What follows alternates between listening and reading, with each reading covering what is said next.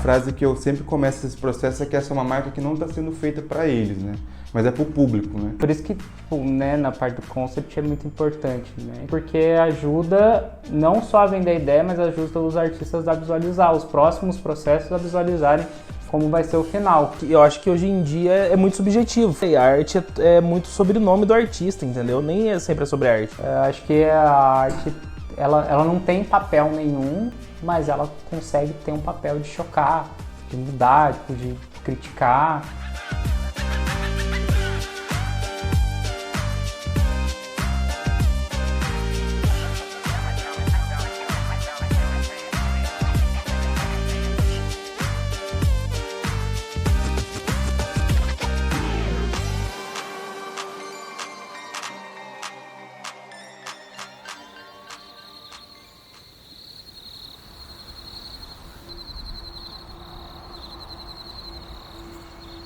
Querendo ou não, você tem que colocar sua vivência dentro da arte.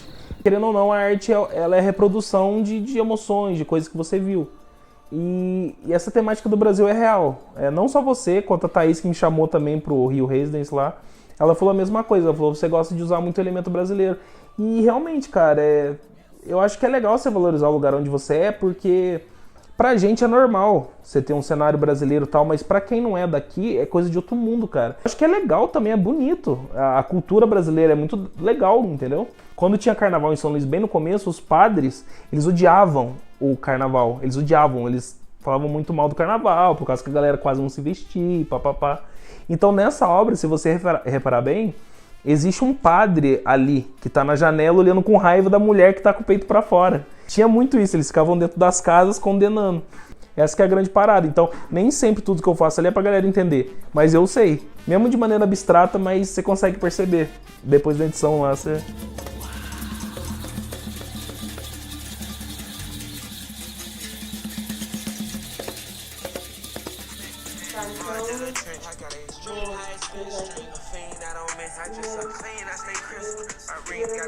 Pode baixar o som. Ah, desculpa, não sou. Já tá filmando, né? Eu digo oficialmente. Oficialmente agora. Vai.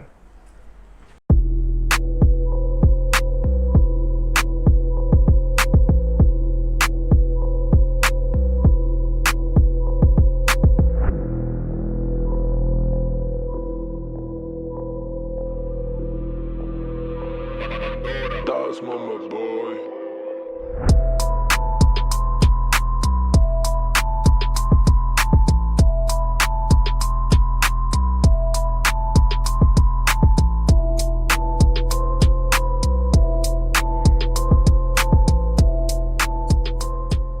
Cara, se fosse pra explicar pra uma criança, acho que eu falaria que eu vendo arte, cara. Acho que não tem o que falar, eu vendo arte. Eu desenho e vendo meus desenhos. Com uma moeda diferente, uma moeda online, mas eu desenho e vendo meus desenhos. É basicamente isso, não tem segredo, cara. A curto modo eu vendo arte na internet. Eu faço a minha criação, coloco a venda e começo o leilão. Quem quiser compra, entendeu? Meu nome é Pedro, eu tenho 31 anos, sou de Alfenas, Minas Gerais, e tô aqui em Taubaté já faz uns 14 anos mais ou menos. Sou formado em publicidade. Mas não exerço muito, não quero exercer talvez mais. Cara, não é que eu não curto, mas eu achei que, como eu sempre gostei de criar, eu achava que com a publicidade eu ia conseguir juntar uma coisa na outra e ganhar dinheiro. Na minha cabeça só a publicidade podia entrar arte. Vender arte no Brasil, impossível. Então eu falei, o que tá mais próximo que eu consigo ser artista e também tá inserido no mercado? Eu achei que era designer. Mas depois, com o tempo, eu fui descobrindo que não era só isso, né? Dava pra viver de arte mesmo. Hoje em dia eu me considero artista, mas digamos que eu também dou uma passadinha ali em design gráfico, essa área de publicidade também. No começo, quando eu comecei a fazer arte, eu não ia colocar Pedro Ribeiro. Na verdade eu queria, né? Mas se você jogar no Google Pedro Ribeiro, vai aparecer muita coisa. Então eu comecei a vasculhar nos apelidos que eu já tive e que me chamaram mais tempo foi um apelido racista, né? Que era beiçudo, né? Então durante muito tempo, quando eu era criança, eles me chamavam muito de beiçudo. E era um negócio que, cara, eu tinha vergonha na minha própria boca, tá ligado? Tipo assim...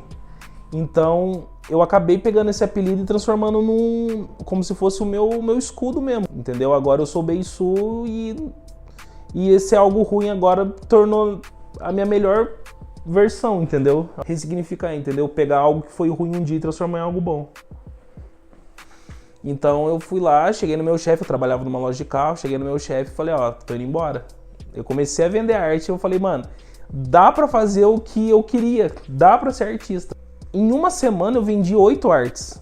Então, tipo assim, foi meio que, caramba, vai dar certo. É aquela coisa, eu crio a minha arte, porque assim, querendo ou não, a gente tem inspirações, tem referências, a gente acaba acertando num certo público, sabe? Mas eu prefiro criar o meu público, entendeu? Criar o meu público. E isso é legal porque desde o começo, quando eu comecei a vender arte, eu comecei a vender para colecionadores meio que respeitados nesse mundo. Então o meu público foi crescendo muito rápido porque muito colecionador grande começou a me seguir. Então todo mundo que entrava no meu perfil do Twitter, né, que é onde rola todo o mercado do peixe, né, é lá no Twitter. Então, tipo assim, todo mundo que entrava no meu perfil via que eu era seguido por colecionador grande, entendeu? E começava a colecionar por ver que colecionadores grandes compravam minha obra, entendeu? Então, digamos que nesse mundo do NFT, funciona muito como... as pessoas é muito por reputação, sabe? É pela arte também, óbvio, mas é muita coisa também por reputação. Igual qualquer coisa, né? Igual na música, igual na moda. Rola muito isso. Você quer sempre as referências maiores, né? Pra eu buscar referência, acho que principalmente na arte, eu vejo o que os grandes faziam quando não tinha internet. Então eu prefiro ver a cabeça dos artistas quando eles não tinham muita influência do mundo. Quando era só eles, sabe? Então eu acho que é complicado eu falar referência externa, cara, porque quando se trata de abstrato, você não sabe o que você está desenhando. Então como é que eu vou saber em quem eu estou me inspirando se nem eu sei o que eu estou desenhando, entendeu? Então eu acho que na verdade não é sobre referências externas, eu acho que é sobre coisas internas, na verdade. Uns tempos pra cá, eu tô começando a pegar minhas próprias artes antigas e ficar estudando elas para eu poder trabalhar melhor no meu próprio conceito e aprimorar o máximo possível. Porque é legal você ter um artista que ele tem um corpo de trabalho que você consegue assimilar desde o começo até o fim, todos conversam. Então eu acho que revisitar o passado é o que me faz ser bom no futuro, entendeu? Você fazer um corpo de trabalho único, que seja meu, sabe? Que você olhe e que você sabe que é meu, entendeu? Pelo estilo que eu criei, entendeu?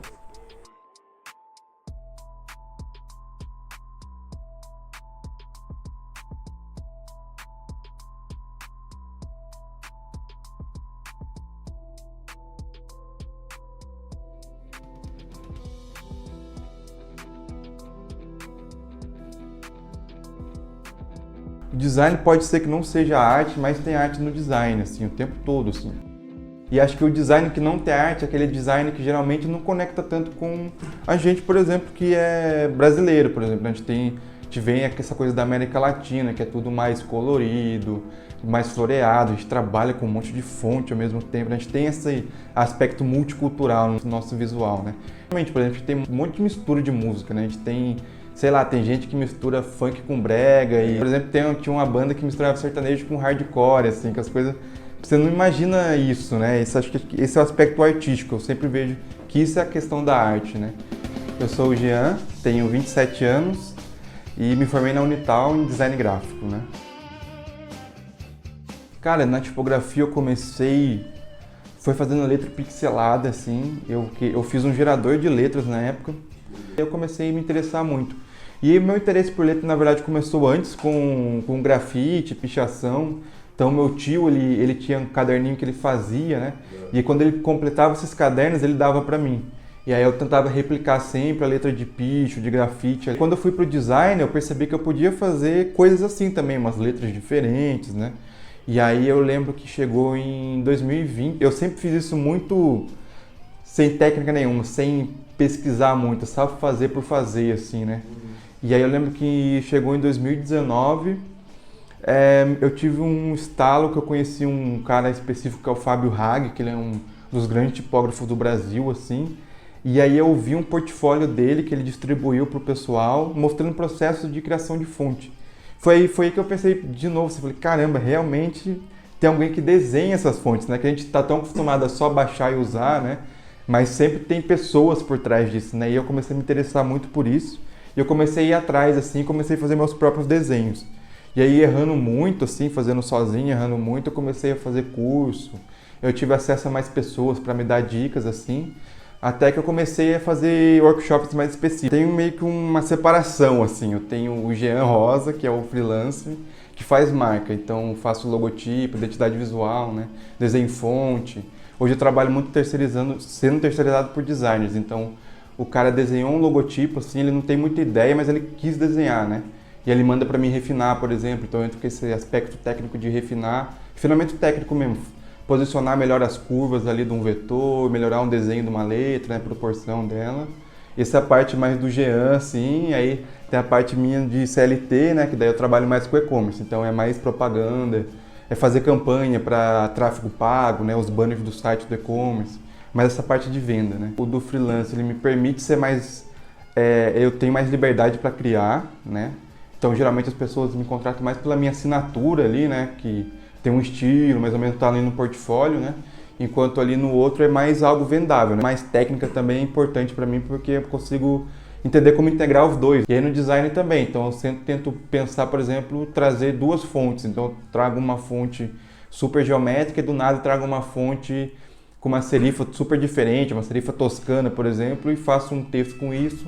E aí coloco uma ilustração ou ícones. E meio que um caos ali, um grafismo por trás, então um aspecto que fala, pô, isso aqui tá artístico, né? Isso aqui tá diferente. Eu quero passar uma mensagem, vender alguma coisa, mas eu trago um monte de aspecto artístico. Então, por exemplo, fiz uma marca que ela é para um consultório odontológico, que geralmente a gente só vê aquelas marcas que é um dente e o nome, né? E nesse caso, o cliente ele já veio com uma bagagem mais artística. Então, a clínica que ele queria criar, né, não era para ser uma clínica normal, aquela que tem o dente no logo e acabou. Ele queria fazer algo diferente com uma estética que ele gosta muito, que é da arte. E aí, que tipo de segmento artístico a gente iria usar, né? Então, a gente pensou no que ele mais gostava, que era o surrealismo.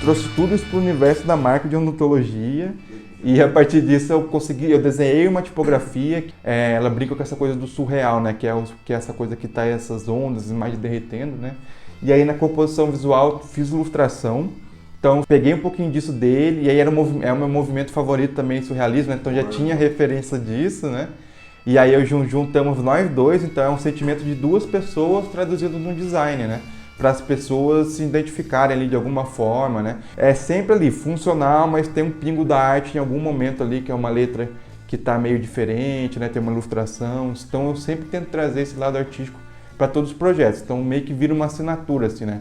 É um projeto funcional, mas ao mesmo tempo ele é artístico, né? Porque eu acho assim, a arte tem várias sensações, sentimentos, né? E o design é meio que você fazer algo para simplificar isso para uma massa maior de pessoas, né? Porque você está vendendo uma mensagem. A arte ela é mais subjetiva, né? Então você vê, por exemplo, o quadro do Grito, cada um vai ter uma interpretação, né? O design tem que ser um pouco mais diferente, né? Todo mundo tem que interpretar a mesma coisa, né?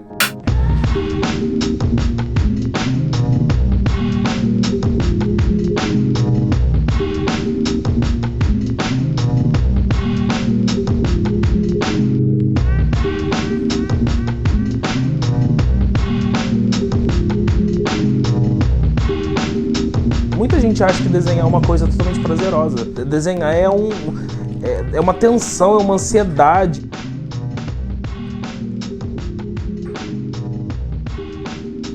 Todo começo de arte é assustador, cara. Você vai ficar um tempo ali, você vai doer mais, né? Acho que o processo criativo é um negócio, pra mim, né? Acho que pra muita gente é um negócio que no começo é bem dolorido até você chegar na fase legal. Você não sabe pra onde vai, se vai dar certo, se vai dar errado. Então é muito tenso o começo. Você ter a ideia, colocar no papel, ver que tá ficando legal, aí depois, cara, aí é só diversão, né? Você começa a perceber que, peraí, tá tomando forma, aí você começa a ficar mais calmo, daqui a pouco você tá nos últimos detalhes, aí você já tá tranquilo. Cara, o começo de desenho pra mim é um negócio tenso.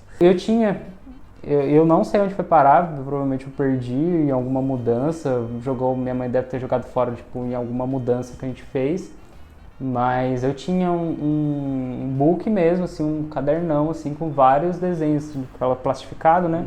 Várias folhas de sulfite com um monte de desenho meu, assim, há muito tempo, horas por dia, assim, depois da escola, desenhando. Eu sou artista digital, hoje eu me considero como... na verdade, sou diretor de arte, artista digital, retocador, artista 3D, generalista. Basicamente generalista, né? Porque o generalista é o que faz meio que tudo na publicidade. Vocês querem comer alguma coisa? Cara, Ele fez pão de queijo, tem café, você quer café? Eu tô na história Não? Não, então a gente termina aí, depois a gente come, então. Sim.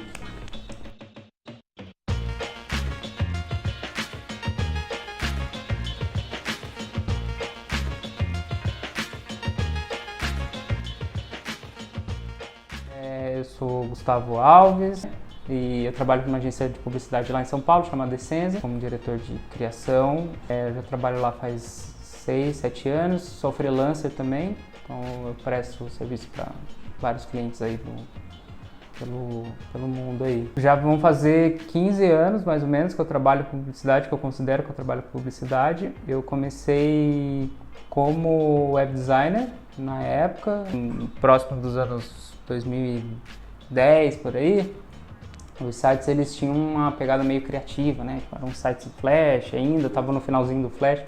Então, tipo, eram sites que você precisava fazer uns negócios meio maluco. Então, aí eu comecei a migrar ali pro design. Aí eu fiquei 1 ano trabalhando num hotel e depois eu fui trabalhar em agência de publicidade mesmo aqui em Taubaté. E aí depois, daí pra lá, eu só... E você é formado em publicidade? Sou, publicidade e propaganda. E aí, uns 4, 5 anos pra cá, eu comecei a focar mesmo para trabalhar com 3D, para tentar encorpar ainda mais o meu trabalho ali, várias coisas que eu consigo fazer para sem depender de outros profissionais, né? Tipo, fazendo eu mesmo, sim. Hoje eu trabalho com uma marca de cinema, né? Com a Cinemark. Então, tudo que eu faço de publicidade lá, eu tento envolver o produto para dentro do cenário do filme. Ou seja, eu tenho que pegar cenas do filme para eu me inspirar. Então, eu vou pegando cenas do filme, vou pegando cenas de filmes que são parecidos ali para compor o cenário, fazer todo o cenário ali e desenvolver ali no final, assim, sabe? Hoje em dia, eu já fiz o conceito de alguns baldes que vão sair esse ano e próximo de alguns filmes. Principalmente um filme de terror que vai sair esse ano também. Não sei se vai pra frente, mas, por exemplo, a gente já tá fazendo os conceitos dos baldes, aí o conceito vai pro pessoal que vai desenvolver o balde mesmo, né? Porque a gente faz o conceito, tá bonito aqui, né? Mas aí na hora do cara desenvolver lá para poder fazer a impressão no plástico, né? Para poder fazer a forma, tudo, vai ter vários probleminhas, aí eles vão resolver lá, né? Não é a gente que faz. E aí depois vem o projeto final lá pra gente meio que fazer toda a divulgação, né? Tem outros produtos também que eu desenvolvi, tem bastante coisa de café, da Três Corações aí, bastante embalagem que eu faço. No meu trabalho ainda a gente faz ainda muita embalagem, então ainda faço o design das embalagens, né? Envolve muita coisa também, cara. A gente faz, por exemplo, uma bem legal que a gente fez foi da linha da Três Corações com Portinari. A gente teve que ver todas as obras dele, pesquisar sobre o artista, ver todas as obras, ver qual obra se encaixava com café, tal, para poder desenvolver a embalagem, desenvolver umas embalagens que estão bem legais aí. O 3D ele ajuda muito na publicidade porque por questão de custo, ele é muito mais barato do que você fazer uma produção e você tem a liberdade de fazer uma coisa, tipo, até muito diferente, assim, né? Tipo, você não vai conseguir fazer a foto, tipo, e você vai precisar manipular muito. É lógico que se você agregar o 3D com fotografia, que é o que eu faço, tipo, aí você tem um resultado que a gente chama de resultado high-end lá, né? Tipo, é um resultado que tá, tipo, é o topo do que tem. Por eu ser generalista, é justamente isso. Na indústria a gente tem muito artista que é específico. Então, tipo, no 3D, tipo, propriamente dizendo, tem artista que vai fazer só cabelo, tem artista que vai fazer só luz da cena, tem artista que vai fazer render, que, né, geralmente o artista de lighting ele já vai para a parte de visualização, que é a parte do render. Tem artista que vai fazer só a animação do personagem, né, que é o animador 3D. Tem artista que vai fazer o rigging só do personagem, que ele vai fazer ele vai fazer várias marcações assim de todas as expressões, microexpressões do personagem para o animador animar. Então, tipo, a indústria, tipo, é um processo de, sei lá, por isso que a gente vê geralmente no filme, qualquer filme, né, mas assim, vê num filme de animação, aquela lista de profissional que trabalha é, tipo, gigantesca, assim, cara. Por isso que, tipo, né, na parte do concept é muito importante, né, porque ajuda não só a vender a ideia, mas ajuda os artistas a visualizar os próximos processos, a visualizarem como vai ser o final. Quando tem na workflow de estúdio, tipo, primeiro vai lá, né, o concept lá, ele vai pro segundo processo que vai pro artista que vai modelar, fazer a modelagem do personagem, ele tá lá com o personagemzinho lá impresso na tela do lado, você vai fazer ele nas 4 posições dele ali, né, de frente, de lateral esquerda, direita, de costas, e ele vai ver, tipo, vai modelar em cima para poder ficar fiel ao que provoca o cliente ou que a ideia que o estúdio está querendo ter, né? Cara, aí pode ser blocagem, pode ser desenho, tipo, blocagem em várias fotos, cata foto, distorce foto, só para o cliente, tipo, imaginar. Justamente para você ter, tipo, agilidade no resto do processo, né? Tipo, ter um processo bem otimizado, né? Cara, eu acho que dá para relacionar muito o concept art com KV, né? O Key Vision, que é aquela peça conceito, né? Que ela tem que passar toda a ideia da campanha numa única peça, né? Para depois você desdobrar para outras, né? Daí vai virar outdoor, vai virar banner de site, né? Vai virar rede social, né? Aquela peça única, você tem que passar tudo ali numa peça só, né? Então você tem que abordar as cores, a ilustração você vai usar, então posicionar ela de uma forma que você consiga fazer que ela funcione bem com o texto também, né? O logotipo, a frase de impacto ali, né? Então, por exemplo, eu fiz um key visual que era para comemorar o aniversário da empresa. E aí, nesse key visual, primeiro eu fiz o logotipo, e aí esse logotipo ele tinha, por exemplo, uma forma atrás que ela derivava do símbolo, só que ela estava mais abstrata, mas você conseguia entender que era o símbolo desconstruído ali, e ao mesmo tempo a gente queria passar movimento. Então a gente pegou o nome da empresa e girou ele, fez uma brincadeirinha como se ele tivesse caído. A pessoa vai perceber que a letra está caindo porque parece que tem gravidade, né? Então a letra P, ela está retorcida aqui embaixo, a letra I está mais aqui em cima, então tentar trazer esse movimento de forma meio estática, né? Tentar abordar isso de uma forma que fique interessante. Então acho que o concept art está muito nesse quesito assim, de você pensar esse key visual, assim, né? Então esse key visual você passar toda a ideia ali de uma forma estática. A pessoa bate o olho, ela já consegue imaginar aquilo animado. A partir de um conceito, várias pessoas conseguiram colocar a mão, por exemplo, para animar. Então ele tem que conseguir trazer esse mesmo conceito para 5 páginas de carrossel, né? Então acho que o concept de arte está um pouquinho nisso também. Eu acho que são áreas que meio que se convergem muito, assim. É muito difícil você separar muito o que é um do outro ali, qual fundamento um usa, qual fundamento. Acho que não tem um racha, assim, sabe? Acho que é tudo muito sinérgico ali, né? Muito próximo ali, né? Tipo, quem trabalha com direção de arte usa muito fundamento do design. Quem trabalha com design também usa muito fundamento quem trabalha com direção de arte ou concept ou qualquer outra coisa assim. Então acho que tudo meio que se envolve. Por exemplo, eu vou de encontro com o que você falou, vou até te interromper, porque hoje mesmo eu vi um outdoor que tava escrito Cash App, o Cash App, e tava uma foto do Timothée Chalamet, só. Não tem nenhuma explicação, uma foto do Timothée Chalamet e Cash App do lado.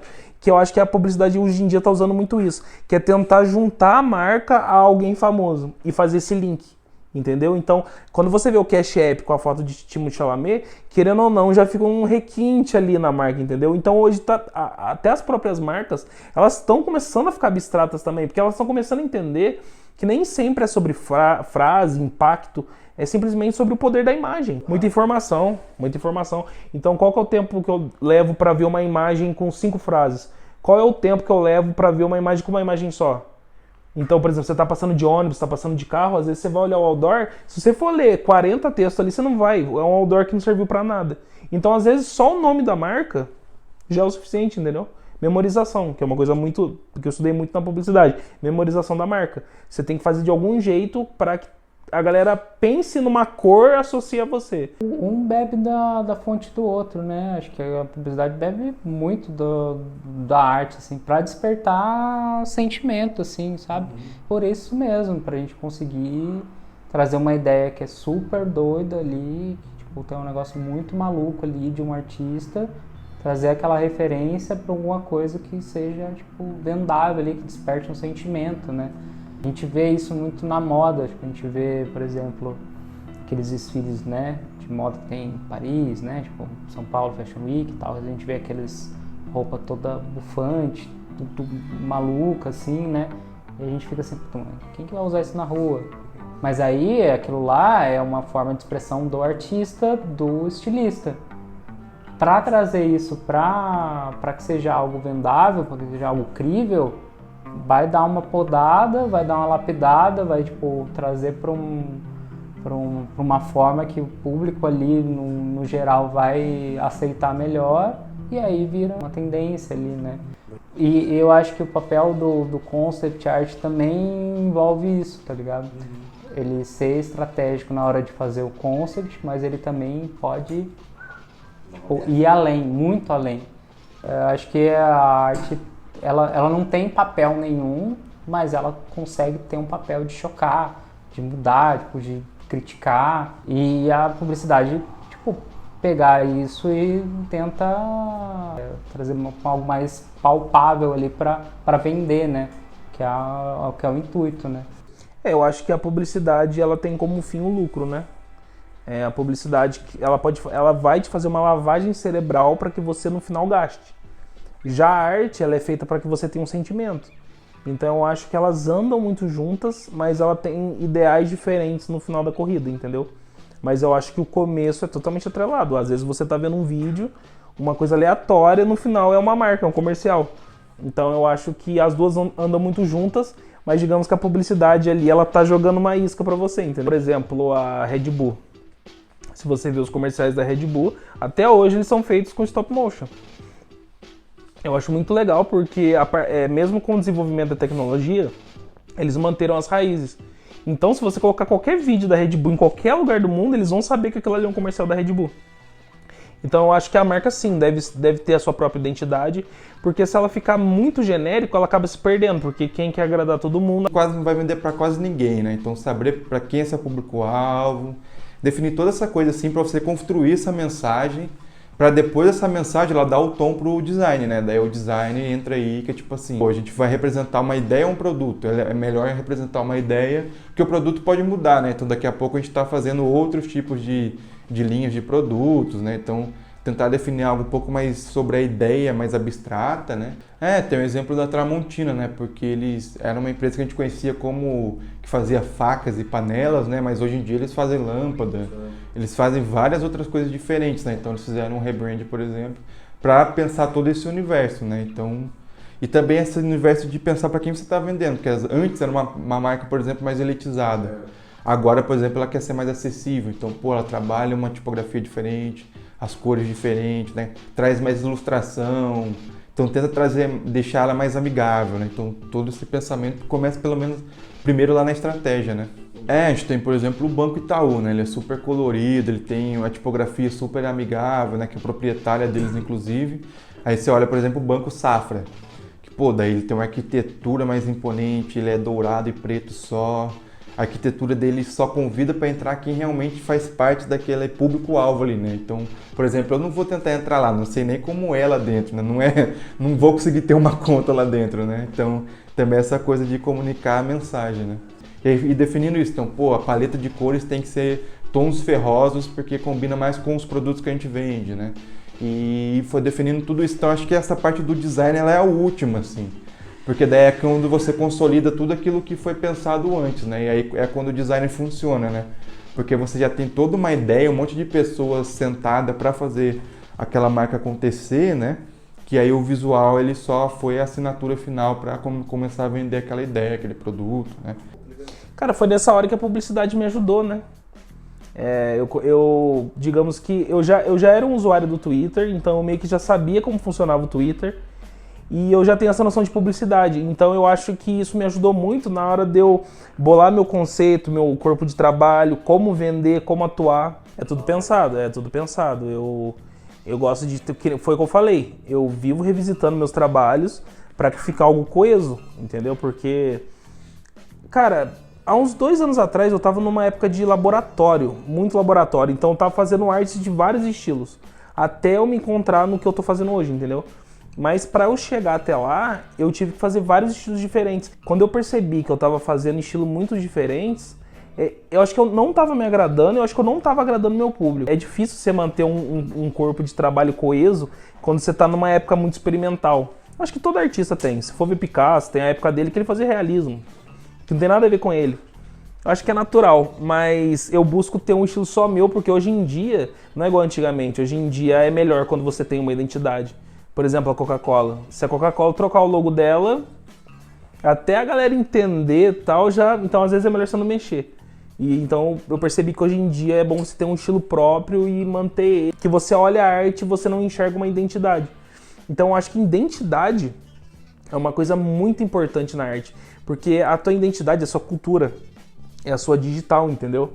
Eu acho que quanto mais seu for a arte, eu acho que mais ela faz a galera se apaixonar, entendeu? Até um ponto que você tocou, que é um dos pontos que fazem eu ter a minha própria identidade. Eu não gosto de, digamos, encurtar minha criação. Então, por exemplo, se eu tenho que pintar isso aqui de preto, eu não vou apertar, clicar aqui e ficar tudo preto automático. Eu gosto de mesmo sabendo que eu tenho essa facilidade, eu gosto de ir lá e eu mesmo pintar tudo de preto, entendeu? Pra mostrar que isso aqui fui eu que fiz, entendeu? Eu não deixei a máquina fazer nada por mim. Para eu fazer um círculo, eu vou lá e faço o círculo. Já no Photoshop não. Já no Photoshop você clica e um círculo é feito. Se o Michelangelo me visse desenhando nessa máquina, ele falaria não, ele não tá roubando, porque ele desenhou aquilo, entendeu? Diferente da AI. Se eu tivesse o AI na época que eu fiz meu TCC, nossa. Teria me economizado tanto tempo. Uma vez eu joguei uma arte minha na AI pra ela fazer uma variante de uma arte minha, assim, pra ver se a AI conseguia entender o que eu tava fazendo. Mas agora pra criação, não. Então, AI pra mim, eu acho que é uma ferramenta muito boa, acho que pra texto. Pra texto, por exemplo, eu quero falar sobre uma arte, eu vou lá, bolo um texto e peço pra AI deixar mais fluido, passar pro inglês. Então, eu acho que a AI é uma companheira minha na divulgação. Mas agora, pra criação de arte, eu acho que a AI tá longe ainda do que o cérebro humano pode fazer. Então, eu acho que a AI nunca vai conseguir fazer o que eu faço. Então... Essa parte da IA eu tenho um pouco de receio de que nem sempre ela veio só para ajudar nesse processo criativo, mas acho que ela veio para você conseguir dar vazão a mais demanda, né? Então, antes você conseguia fazer 10 peças num dia, e agora com a IA acredita-se que você consegue fazer 30, né? E aí então eu não vejo ela só como essa parte de, só vai me ajudar, mas às vezes ela vai te ajudar a ficar estagnado, né? Porque você vai ter que gerar tanta coisa no dia, né? Então eu tento ter essa parcimônia de usar para processos que eu acho que tem buracos ali de lacunas. Por exemplo, eu gosto muito de escrever, mas eu não sou tão bom em gramática, né?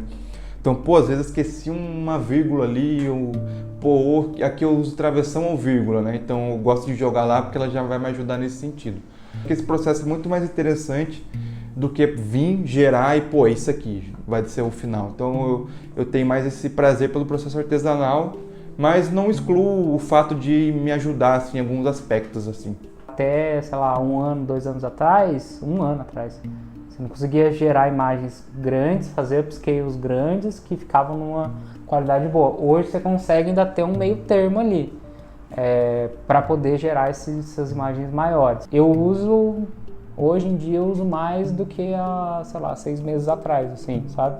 Por tendência, assim, de mercado, infelizmente, assim, não é algo que eu acho tão satisfatório de fazer. Eu nunca gero, tipo, a imagem final, assim, é sempre alguma coisa, assim, que eu preciso, um pedaço específico ali que eu preciso de uma imagem para eu poder fazer e tal. Aí eu consigo ter uma imagem grande com alguns pedacinhos ali de IA para poder fazer. Eu acho, assim, bem zoado, assim, a questão de roubar mesmo, é roubo mesmo, assim, né, de pegar todos os trabalhos dos artistas e para poder fazer coisas diferentes, assim, acho que teria que ser algo bem mais remunerado para essas pessoas Eu acho que precisa de uma boa regulamentação para a IA, por questão dela de se alimentar de tudo que tem na internet, assim, né?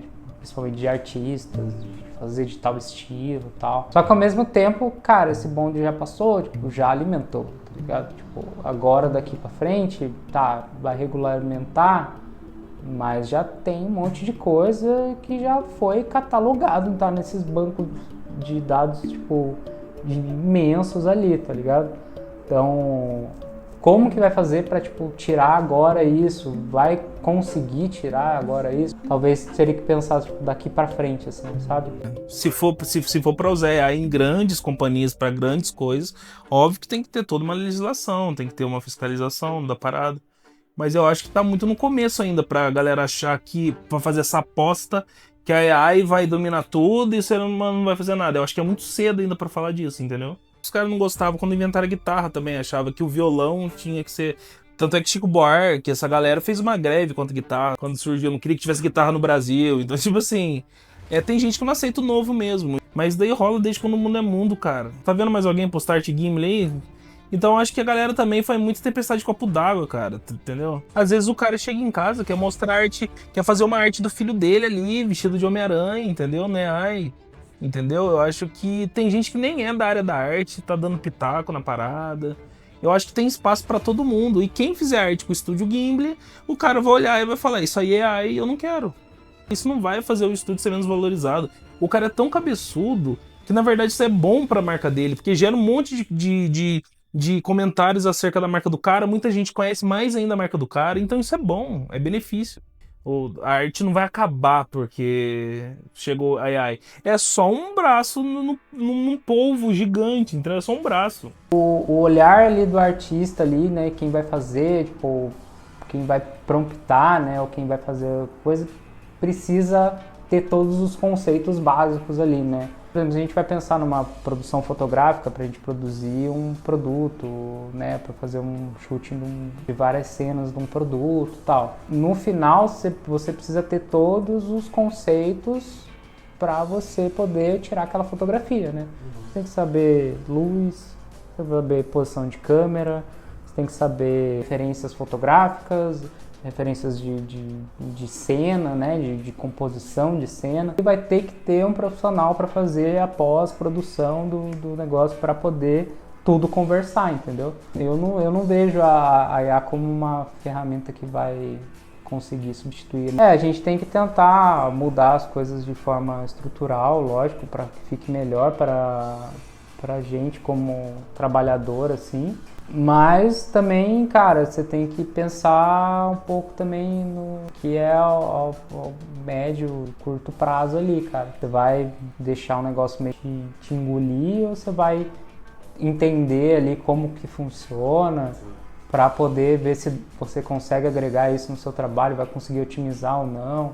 Então, eu acho que o momento atual, com essa ascensão da IA, eu acho que o trabalho manual está entrando muito em voga. Então, esse trabalho que a gente fala que mídias mistas. Então, eu fiz uma identidade que eu brinquei com letra, que eu fiz um alfabeto com um pincel, joguei isso pro computador e brinquei ali com scanner, alguma coisa assim, ou aquela coisa que você percebe que alguém fez de fato, né?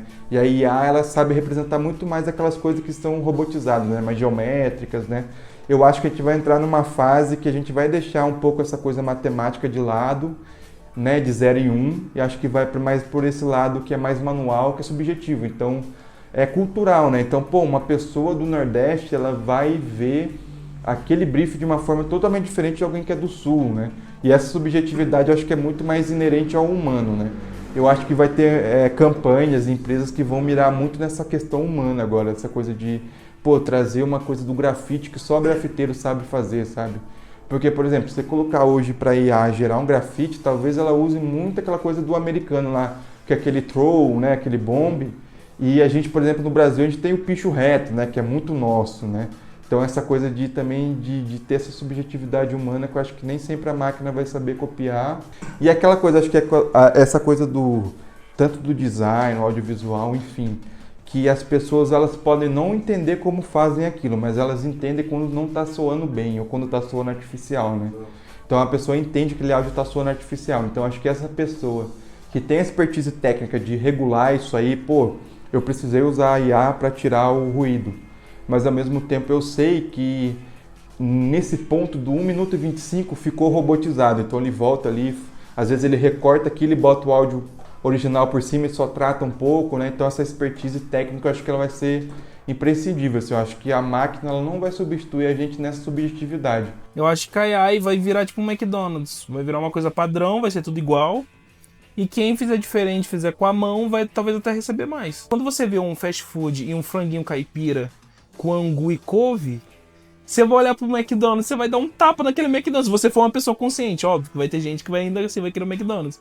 Mas você olha aquela coisa caseira, aquela coisa feita à mão, tem um valor muito maior do que aquele McDonald's. Então acho que a AI vai ser a mesma coisa. A galera vai olhar e vai falar, não, isso é AI, pô. Essa empresa aí trabalha com AI. Porque vai ficar tudo tão padronizado que tudo que for feito à mão, você vai olhar e vai falar, não, isso aqui não é AI, isso aqui é legal e talvez eu até compre dessa marca por ela estar fazendo isso, entendeu? Pra marca é bom, né? Porque ela manda um monte de gente embora, tal. Mas e pro cliente que tá vendo tudo aquilo de ser feito? Um dia eu uso mais, não tem muito como fugir, assim, de tempo, assim, o tempo é assustador do que você consegue gerar. E assim, essas big techs aí não estão nem aí, tá ligado? Os caras vão dar de braçada, se eles barrar qualquer tipo de tentativa de regulamentar dentro de algum país alguma coisa, eles vão tentar conseguir comprar parlamentar, essas coisas, pra poder barrar, assim. A gente vê isso aqui no Brasil hoje em dia, tá ligado? Uma dica que eu daria, tentar ao máximo criar sua identidade, primeiro, e segundo, não ter medo de ficar arriscando. Eu acho que não ter medo de arriscar. Na vida, você só começa a entender as coisas quando você arrisca. Então, acho que pra quem tá começando nessa área, eu acho que não pode ter medo de se jogar, entendeu? Insistir e não desistir rápido, entendeu? E até o fim. Porque, mano, tem gente aí que demora anos pra ficar famoso. Eu acho que a grande parada é você não desistir, mano. Parece clichê, né? Mas, cara, é verdade. É clichê porque é verdade. Então, eu acho que é seguir a sua ideia mesmo, não ficar preso ao que os outros falam pra você. É seguir a sua ideia porque dá certo, entendeu? A Plau, eles têm um lema que é transformar a tipografia pop tanto quanto música, né?